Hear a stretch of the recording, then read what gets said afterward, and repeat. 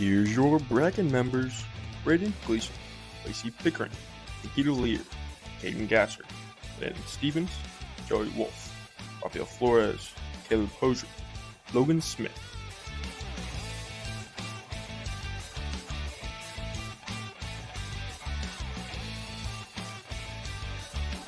Now here's your host, Coach Tonsoni.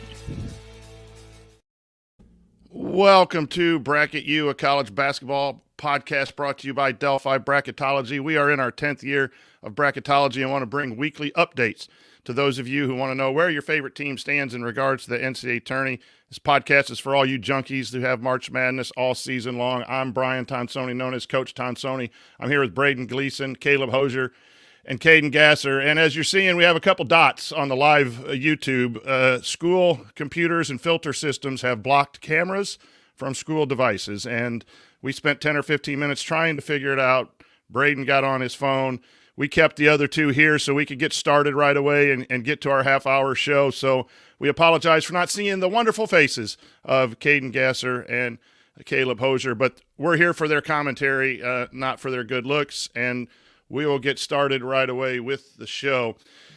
A lot of people want to know who's in and who's out, and we're going to focus solely on the bubble tonight. And, fellas, what I'd like for you to do, we're going to go down each team that we're considering for the last 5 spots. That's 5 teams we have in, 5 teams that we have out, and talk about why they're deserving and why people on the committee might vote them out. And we're going to go in the order of net ranking. So the lowest net, which is the best-ranked team by the metrics of the NCAA, doesn't necessarily mean that they're in for us, but we're going to start there and move on. And I'm going to put up on the screen, for those who are watching live, I'm going to put up our source, warrennolan.com. Thank you very much for all you do on this website. But what you're looking at there is a team sheet that we use that has all the information, the quads, the metrics, the road records, all of that information that our bracketologists may use. So, Caden Gasser, we're going to start with you. New Mexico, 26 in the net. Why should they be voted in, or why would someone vote for them to be in the field? A really big reason I'm thinking they might vote them in is because of that net. Historically, any net below 30 has made it into the tournament, including that 26 net. Now, on the minus side, they do have 2 and 5 in their quad 1, which is not amazing, and they have a quad 4 loss, which doesn't look good. But I feel like that 26 net may drag them in.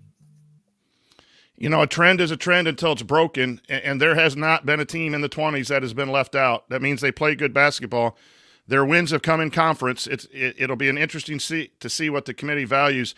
Braden, what value do you see, or lack of value do you see in New Mexico being in or out of the bracket? Kind of what Caden was saying. I was thinking that net might be the only hope for them. That quad 4 loss really hurts them, and a quad 3 loss as well. It's hard to recover from those bad losses, but I think really the thing they're banking on is their net. Very good. Caleb, coming to you, your thoughts on New Mexico? I think it's just the net that's holding them in. Then they have wins against San Diego State and Nevada, which are their only good wins that they have. And I think that's what's keeping them up there right now.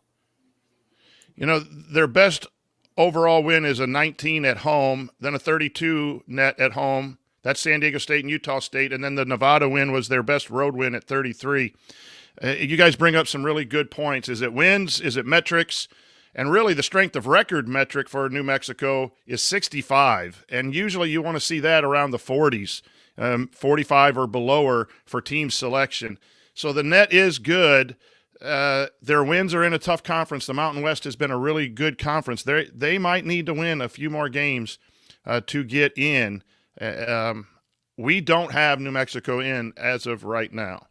The next team we're going to look at here is the Villanova Wildcats. They're sitting at a 29 record, a net 17 and 13. They're accumulating a lot of losses. They have 3 quad 3 losses. We'll come back to you, Caleb. What do you think about Villanova's chances of getting in? What's good and what's bad, in your opinion, on their resume? Their strength of schedule is better than some of the teams that are ahead of them. But those quad three losses they have really hurts. But once again, they have a pretty good net. Then they have 4 of the quad one wins, and 8 of their 13 losses are also quad one. Yeah. Caden Gasser, thoughts on Villanova as a bubble team? Obviously, I'm going to go with that net again, the 29 net, historically sound, yada, yada, yada, said that. But they also got 2 great wins versus North Carolina and Creighton. Creighton being an away game, North Carolina being neutral. They're both overtime games, which kind of shows us they can play into the latency of the game and finish one out. And Braden, your thoughts on Villanova? Kind of like Caleb was saying, that non-conference strength of schedule is like right on that line where like it could be good enough to where you look at it. And Caden said the win over North Carolina, which I 100% agree with. North Carolina was a great team, great win. Same with Creighton. I mean, the only thing that is going to hurt them are those 3 quad 3 losses. Those sting a little bit. Yeah, I think if you combine the net with the strong strength of schedule, that's something we didn't talk about with New Mexico. New Mexico was in the 260s, I believe, in net non-conference strength of schedule. On this team sheet, Villanova has scheduled decently. Their 4 quad 1 wins are away from home. And I think the committee likes wins, and I think they like quality wins, and I really think they like quality wins on the road. And those losses early in the year, they count. It's a body of work, the 3 quad 3 losses. But I think the metrics, the schedule strength, the 4 quad 1 wins, and then you beat a Texas Tech who's in. Providence is a bubble team we're not going to talk about tonight. They're a little bit lower than our list, but they have been in for a while. Seton Hall is another team in the tournament that they split with. They just lost recently to Seton Hall. I think Villanova's in. Right now they are the first team in our first 4 out. Moving on to Team 3, and tonight's discussion will be Colorado at 31 net, 20-9 overall, 11-7 in the Pac-12. We'll start with you, Braden, with Colorado. Strengths and weaknesses, and why people might want to put Colorado in the field. I think if we look at the rest of the field, I mean, some of their wins are over Creighton, Villanova, and Utah. And those are all 3 teams that we're looking at in the field. So if you're going to compare team to team, you got to look at that. Their strength of schedule is not very good. But that net, it's something where compared to those other teams, it might mean something, but not in like the long run. It's not going to mean much. I don't see Colorado playing Creighton. I do think they beat Utah and Washington State. But I don't think their wins are that good. Gasser, your thoughts on Colorado? I think they're kind of down and out with that quad 1. Not many teams can make it in with just 1 quad 1 win. But that 7-4 kind of does help them. Sometimes the path forward. Sorry about that. I don't know what that is. Go ahead and get somebody else real quick. All right. Our technical issues are on par right tonight. Caleb, your thoughts on Colorado?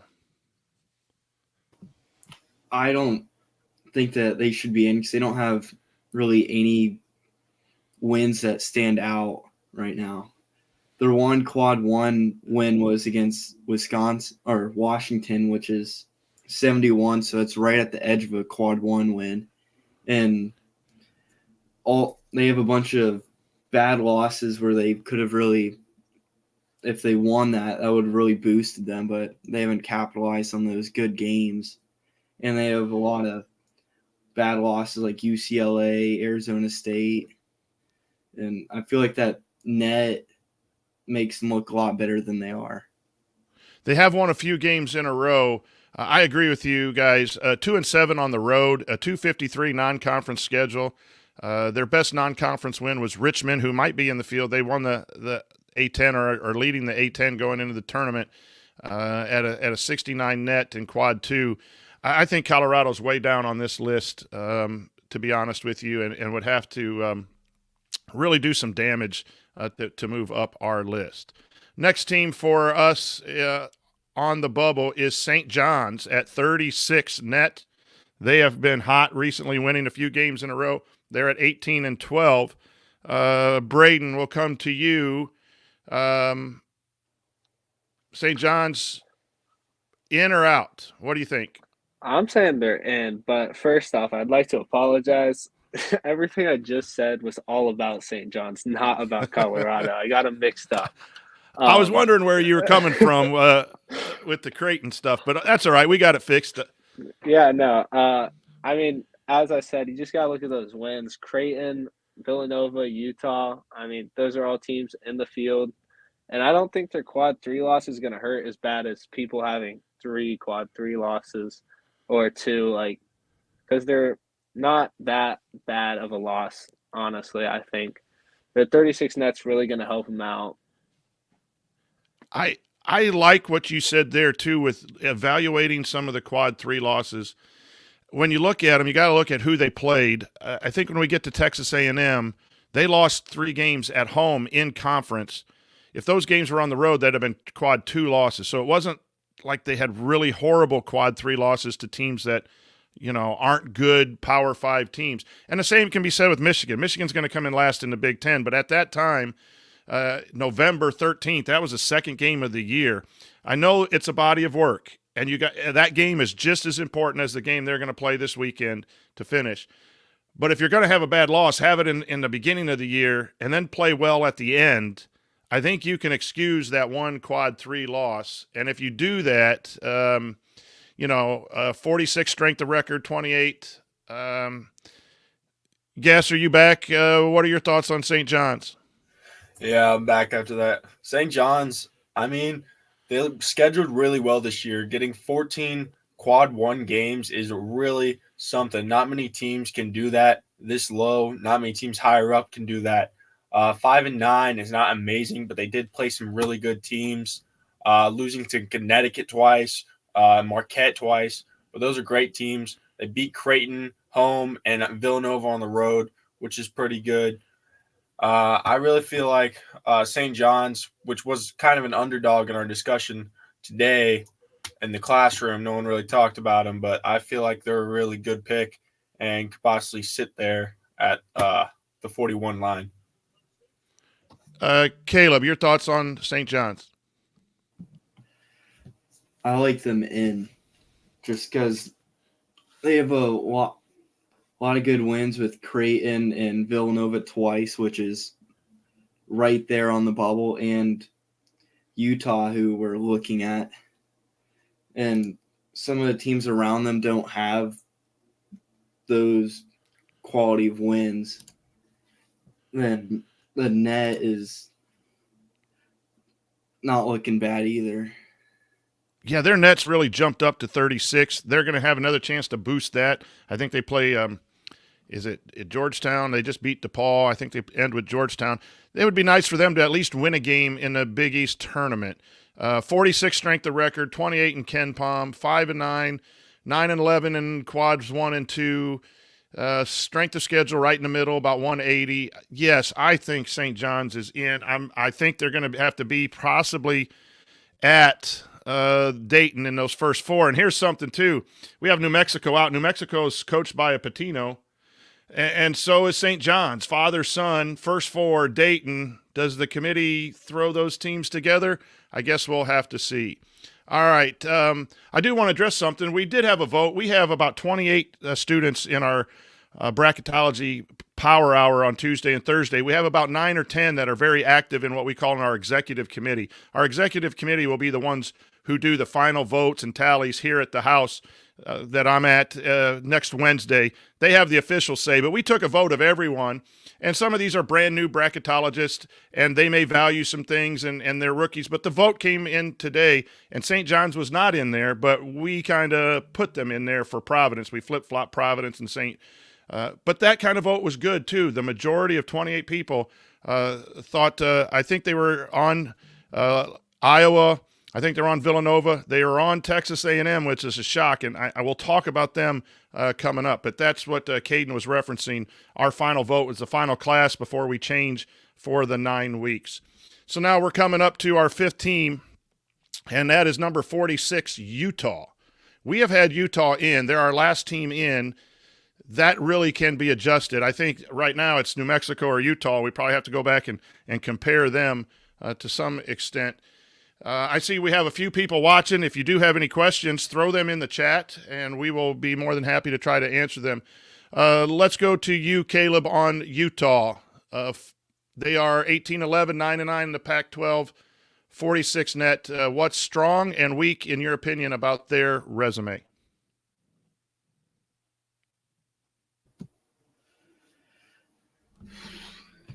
They have 2 wins that really stand out, one being home against BYU and winning at St. Mary's. But when I look at their strength of schedule, it makes it look better. Their non-conference strength of schedule is a lot better than the teams that are around them, with St. John's having 182, Villanova 78, Iowa 94, and them having a 28. So I think that helps them a little. Then having 1 quad 3 loss, having 3 of the quad 2, then a lot of their losses are from quad 1. So it shows that they are playing good teams but losing to them. Yeah. I think that's the part that has me liking Utah.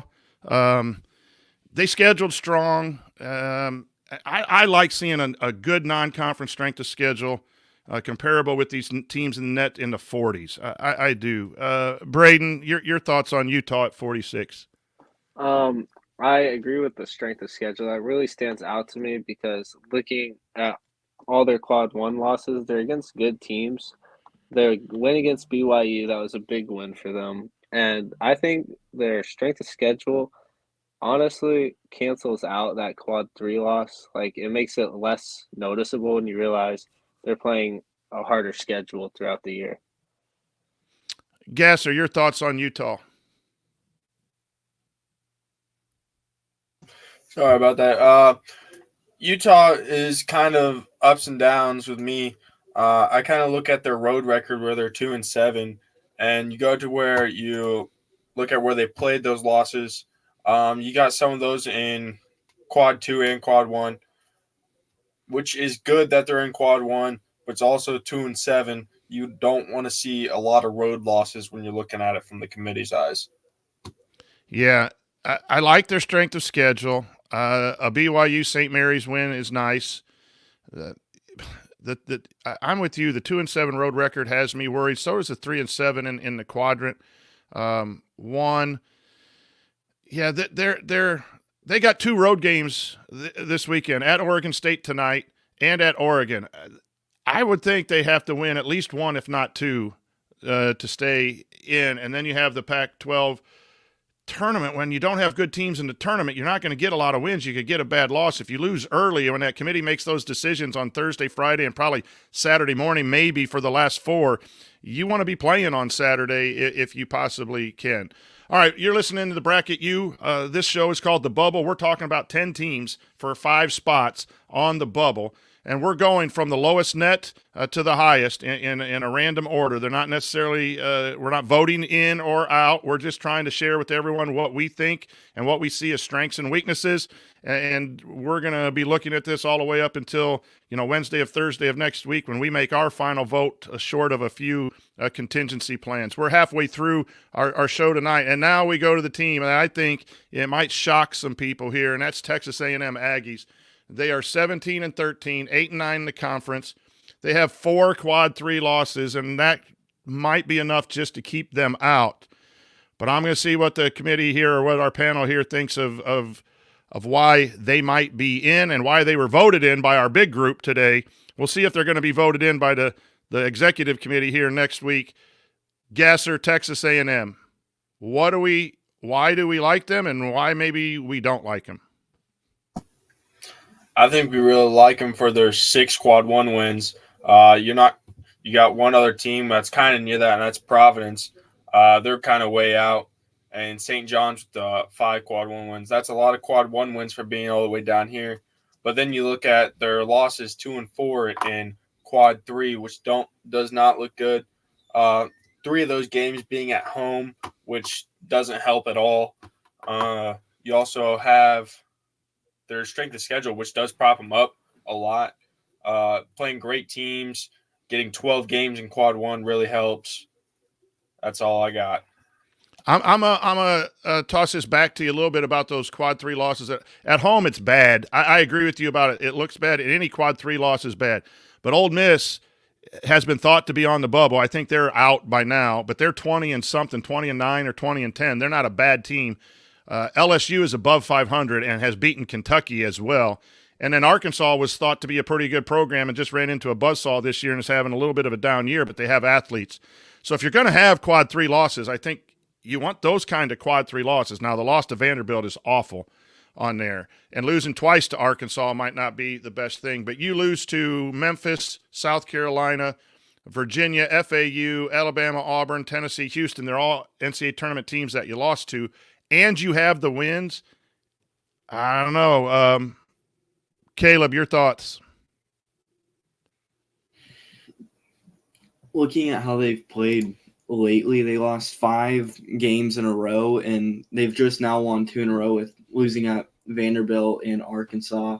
But they also played Tennessee and South Carolina, which that South Carolina game was pretty close. But then looking at those quad 3 losses really hurts, because if they won maybe 2 of those, I could see them being up there. Are you leaning out? You leaning out for Texas A&M? You make a great point. Xavier, a few years ago, we had in at 18 and 13 because their body of work, they had big wins early. And then they lost like 5 out of 7, including the first game of the Big East. And we said, no, it's body of work. We're going to keep them in. And that's one of the teams we missed. And even though it's not an official criteria, I do think teams that play, down at the end of the year, when it comes to the final 4 teams in the field, I think that could be a factor. It's not official. There's no last 10. It used to be a record of how you did in your last 10. But I do think momentum matters, as well as injuries and coach availability and things like that. So, Caleb, you bring up a really good point. And for our listeners, this is why Caleb is our freshman of the year. Braden's been around for 3 years. Caden Gasser, one of the non-pictured people here, is been a senior. Caleb is in his first year at bracketology, and he's just fantastic at analyzing this stuff and digging in beyond the numbers. Gleason, Texas A&M, in or out? What do you look at? I'm saying they're out. Those 4 quad 3 losses, that they stick with it. I mean, they had a good win against Iowa State and Tennessee. The 6 quad 1 wins are really good for like being a lower ranked team, but those 4 quad 3 losses, and you brought up the Vanderbilt one, which there's not much you can do about that. They hit a buzzer beater, and I mean, they still played good basketball that game. So I'm leaning in because I like wins, and I'm probably wrong. That's why I have you guys around. You beat Tennessee, a 1 seed. You beat Iowa State, a 2 seed or a 3 seed, depending on who you talk to. Kentucky, a 3 seed or a 4 seed. I think we have them as the top 4. Florida has moved up to a 6 seed. You've beaten 4 top 25 teams. I think you can play with people. You've also beaten Mississippi State. But yeah, those losses do count as well. So we're going to have an interesting discussion going forward. We have 4 teams left for tonight. Virginia, it comes in next at 50 in the net, 21-9, 12-7 in conference. Conference record does not matter. And before we go on Virginia, thanks to Brendan and Tony for your comments. We see them. Thank you for joining us. Spread the word about what we do. If you have anything, serious, let us know. We'll try to answer your questions. We appreciate people tuning in to our show. Nebraska, Brendan, by the way, we have them on the 10 seed line. I don't know that they're safe yet. We like them. They need to win at least a game or 2 to not play themselves out. I think Nebraska only doesn't go dancing if they play themselves out with a couple losses or a loss early. We like what they've done. We think they're relatively safe. That's why we're not talking about them tonight. Tony, I think you're an Iowa guy. We're going to talk about them coming up next. But right now we're talking about Virginia at 50. We've had them in for a long time. We'll start with you, Braden. Does Virginia make it? I think that they do. You talked about how you liked wins. They might not have all the quad 1 wins, but they certainly have quite a few quad 2, and then they're undefeated in quad 3 and 4. Their strength of schedule is not the best, but their win against Clemson, that's going to help them. There's not much to it. They don't have much of a strength of schedule chance for me. It's going to have to be these wins on quad 2. Caden Gasser, Virginia. I really like Virginia just because of those quad 3 and quad 4, no losses. They don't have a lot of wins in quad 1. They have one against Clemson, which is a pretty good team we have. And then Florida, I don't know where exactly they are. But what I got to say about Virginia is just because they have the quad 1 losses isn't going to put them down too far, especially with the way they're playing in quad 3 and 4. With all these wins, there's not many teams around here with 21 wins. I really think they do have a chance to go in, but it's a rough time to find who they would go in over. There's a lot of good teams down there. They have beaten Wake Forest, which is another team we've had close to our bubble. We're not talking about them tonight. They did beat Texas A&M. So if it gets close between two teams, a head-to-head, again, not another official category, but they can maybe jump over them. Caleb, your thoughts on Virginia? One of the things I really like about them is, like what Kane said, is not having those quad 3 or 4 losses that is holding a lot of the teams back that we have up in the bubble. Right. Then they haven't really capitalized on the big games that they had, like at a home game against North Carolina, then playing at Duke in their last game. They don't really have a good game coming up with Georgia Tech, which if they win that, it won't really boost them at all. So I think that with the conference tournament coming up, I think they need to win maybe 3 games, 3 or 4 to maybe push them in. Yeah. Braden, I got you on Virginia, right, already? I had a little 55 or 57-year-old brain forget for the strength of record is good, 35. That's what a lot of people use to maybe break a tie. But what I don't like, and Utah has the same problem, they've gotten blown out against good competition. So if you're really down to 1 or 2 teams and you're going to compare results, Duke, 10 points to North Carolina, 24 to Wisconsin, 19 to Wake Forest, got blown out by Notre Dame, 76-54. If I'm breaking a tie and I want competitive teams, I don't know that I'm putting Virginia in, despite what you guys say about the losses. I agree. It's going to be really close for them, but I'm looking at the style of play is – here's the thing that would really make me mad. If Virginia's the last team in and Indiana State gets beat in the Missouri Valley, they have one of the most entertaining offenses in the land, and we can't find a way to get that ball club who plays offense in a fantastic way into the tournament. That would really tick me off. I just think I admire Tony Bennett and what Virginia's done. I'm not sure it's their year. We have 3 teams left, and now we're going to talk about the Iowa Hawkeyes. They had been off the radar for quite a while.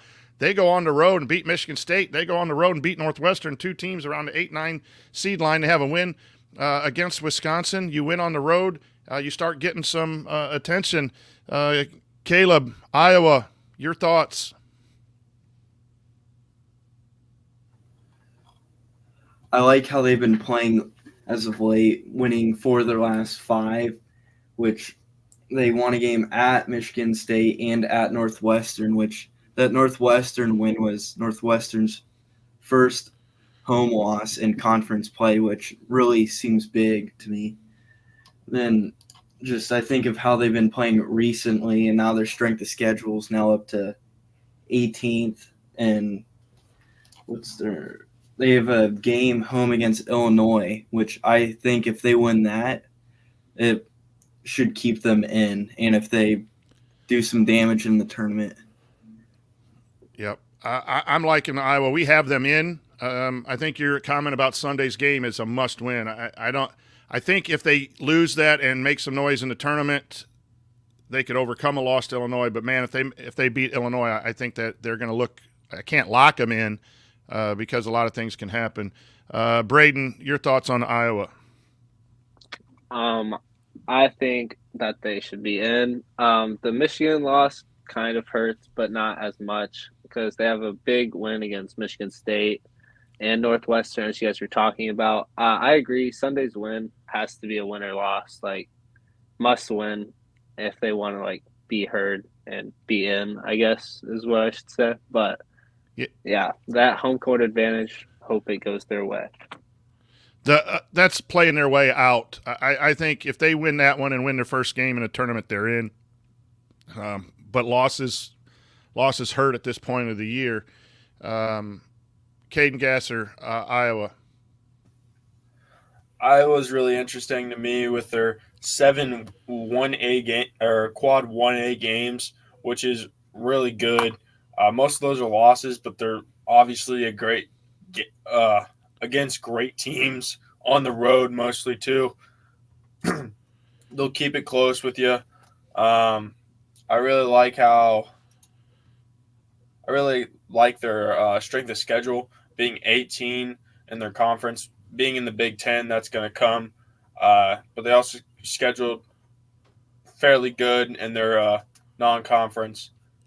The one thing that scares me is the 4-8 in road, but they still have been playing pretty good games, and they could play themselves in. Here's something I just thought of, too, and we need to talk about this. The unbalanced schedules in conference play. They played 2 games against Purdue, number 1 seed. They played 2 games against Illinois, a 4 seed. They played 2 games against Wisconsin, who was a number 2 seed for a long time until they faltered here at late. At worst, a 6 seed, 7 seed. But the 3 best teams in the Big Ten right now. And then, so sometimes it's, how your schedule breaks too. Some of that 4 and 8. If I'm pushing the Big Ten, and what happens is a committee member will be talking about the Big Ten, they're going to talk about Iowa's schedule. They played an unbalanced schedule, and they had to double games against the top 3 teams. And when you're playing someone like a juggernaut or Purdue, you're going to rack up some losses. I just saw that when I was looking at this team sheet. So remind us in our next couple meetings, we got to talk about unbalanced schedules. Not, when you see a team 4 and 8 in quad 1, is it the same as someone who's 4 and 5 in quad 1 but had an easier conference schedule in the Big East or wherever else? Well, Big East plays everyone twice. But in these conferences that are 14, 15, you don't play everyone twice, and sometimes your record can be a little deceiving. We have 2 more teams left here on the Bracket U, the bubble conversation. We'll get through them real quick and then send you on your way. I have an interesting podcast tonight. As I do Indiana talk show, our coach was just brought back. He is on the hot seat yesterday, and then today his number 1 recruit, top 5-star recruit, decommitted, and now my phone is blowing up as I'm talking brackets because I got to talk in less than an hour about what the state of Indiana basketball is. And so I got to rush through these next 2 things and get to that. I'd much rather sit here and talk brackets with all of you than the hot mess that is in Bloomington right now. This team we have safely in, I'll just lead off with that a little bit, kind of bias the committee or the panel here. Seton Hall at 63, which is a net of that's really high and usually is a lot of concern. But Caden Gasser, why would we be relatively safe as you can get on the bubble with Seton Hall?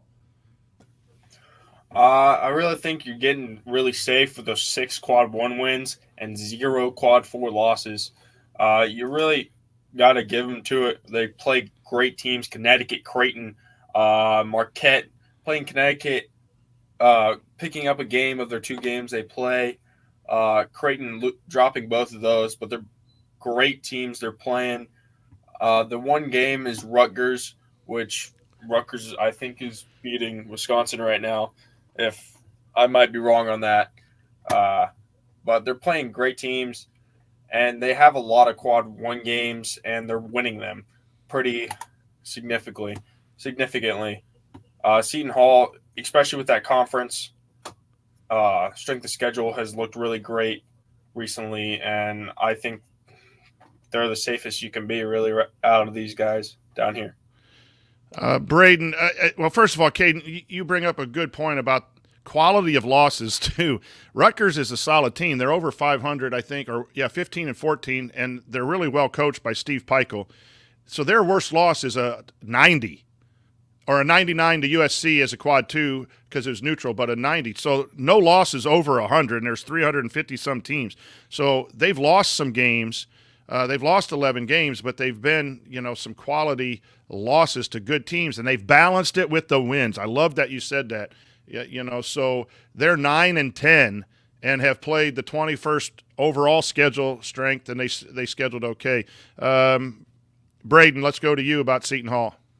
As you guys were saying, I was just about to bring up Rutgers is a good basketball team, so that loss isn't going to hurt as much because you look at, as you said, 90 net and all that. But I agree. I think they're probably the safest bet in here. Those 6 wins really helped them out. Like Connecticut win was very big. So was the Marquette and St. John's win. That was at St. John's too. That's a big win. They have 2 wins against St. John's, and that's a team they're competing for on this bubble. Yep. Good point. Yeah, and that strength of schedule also helps them out. Caleb, your thoughts on Seton Hall? I really like them being in. Just their non-conference strength of schedule. They didn't really put up a good-looking schedule at the beginning, which they ended up with a strength of schedule of 222, which with the teams around them, that looking at that doesn't look as bad, with Texas Tech, Nebraska being in the 300s. But I still think that they went a little easier on the non-conference. Then those 6 quad 1 wins really looks good compared to everyone else around them with having 3 or 4. And the teams that they have beat, giving UConn one of only 3 of their losses, I think really looks good for them. Yeah, that's a huge piece. We have Seton Hall as the last 10. Still, they had a big win against Villanova. I think they're safely in. And our last one of the day, and then, guys, I'm going to go around and ask who your 4 are right now, and then we'll get out of here. But every year there's a surprise team that no one thinks about, and so we try to dig deep and look at teams that might be off the radar for a lot. I'm going to choose Memphis at 70 net. They had an injury and lost 4 games in a row, and now they've played better down the stretch, so they're kind of like a sandwich. They played well at the beginning, played well at the end, and really struggled in the middle. They are 22-8 overall, 82 non-conference strength of schedule, 2-2 in quadrant 1, 4-4, a loss in quad 3 and loss in quad 4. Real quickly here, Caleb, in or out, and one reason either way for Memphis. I think having that injury and losing those games really hurts. If they didn't have that injury and maybe say they won those games, I think that they really could be up there around that 11-10 seed. But those losses really hurt. Braden. I couldn't agree. Those losses do hurt very badly, especially that quad 4 loss. That's pretty much all I have to say about that team. And Caden.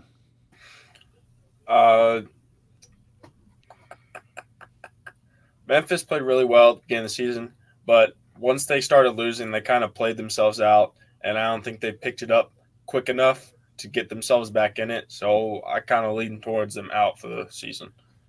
Yeah, I have them at the very bottom of this list. Their quad 1 wins are not top 1A because the NCAA committee breaks them into top 1A and 1B wins. And the FAU win was nice and necessary. Just if they make a run, this might be a team. If they play FAU on Sunday, they beat FAU twice. Now I think it's a whole nother ballgame with them. Then if they go to the championship and have to play AAU, FAU again, or North Texas or whoever they may be, if they get to the championship again, now I think their net will go up, improve. We just need to keep an eye on them. So those are 10 teams for 5 spots according to Delphi Bracketology. We look at what's strong and what's weak on each resume. We take votes, and we'll make a final decision when the weekend's game and the conference tournament starts up on Wednesday is our big meeting. We'll have some contingency plans going forward if things are really tight. But we don't really move a lot after Wednesday because we think it's a body of work at 32, 33 games by then. Most of the resumes are set, short of a few outliers. And this year, if teams make it to the championship, those are going to be the teams that we look at moving up a seed line if they make a big run, as opposed to making a lot of changes. Because in the past, we've had made changes because each game seemed important, and then we've been hurt by missing out on some rankings. So, fellas, we're going to go around the corner here. Again, sorry about the dots. Our school has blocked some cameras on school laptops. We'll get that figured out. But we'll start with you, Braden.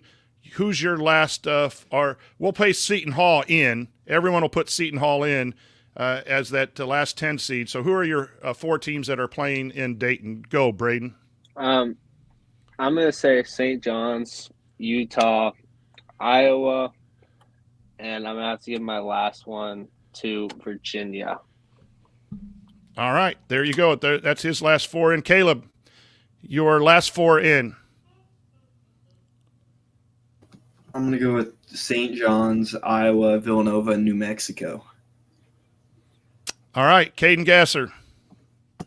Me and Caleb kind of agree on this. I got St. John's, Villanova, New Mexico, and then it's really a toss-up between Virginia and Texas A&M right now for me. I am going to go with Villanova, St. John's, Iowa, and New Mexico. I had to have Utah, but tonight I changed my mind to New Mexico. And a couple of those teams have to play well. This could change tomorrow when I dive back into that. So you've been listening to the Bracket U, brought to you by Delphi Bracketology. Go to delphibracketology.com. We have some articles. We have conference previews. We do short things, short capsules, quick hit lists. We're not ESPN. We don't have The Athletic. We're not long form articles like you do find on The Athletic. We're just short. Get a brief thing on your phone, 30 seconds, check in on certain things. Follow us on Twitter at Delphi Brackets. Send us your questions. We will give you the best answer that we can. We're not perfect. We're close to it, but we're not perfect. We just like to inform people on how this whole process works. So for Braden Gleason, Caleb Hosier, and Caden Gasser, I'm Coach Tonsoni, and you've been listening to the Bracket U.